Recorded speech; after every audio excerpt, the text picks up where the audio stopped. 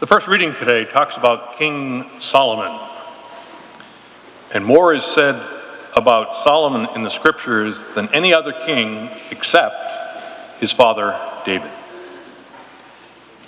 I don't know if it's true, but it's been said that he had 700 wives and 300 concubines. One of the reasons he had so many wives was that he took a wife from each tribe or country that he signed a treaty with. In other words, the wife was some sort of guarantee that the treaty would be honored. He was also a prolific author.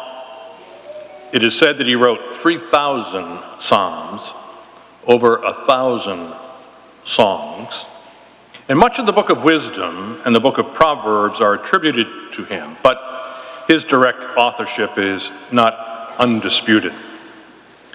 But it was his wisdom that brought him fame and a place in history. Even Jesus refers to the wisdom of Solomon. What we heard today is Solomon's prayer for an understanding, or in some translations, a listening heart. A heart that would enable him to judge people and to know what is right from wrong. God grants his wish, and Solomon distinguishes himself over a long career as king and chief judge of his people. As we listen to Solomon this afternoon, perhaps we can spend a moment and pray that God would give us a listening heart that would help us to judge right from wrong. And not only to know right from wrong, but to have the courage to choose to do the right. All of us here make lots of decisions, whether we're 9 or 90, whether it's at home or in school, in business, in relationships. As we gather in prayer today, let us ask God to help us to make the right decisions, decisions that reflect our commitment to Christ. A wise person tells the following story about himself.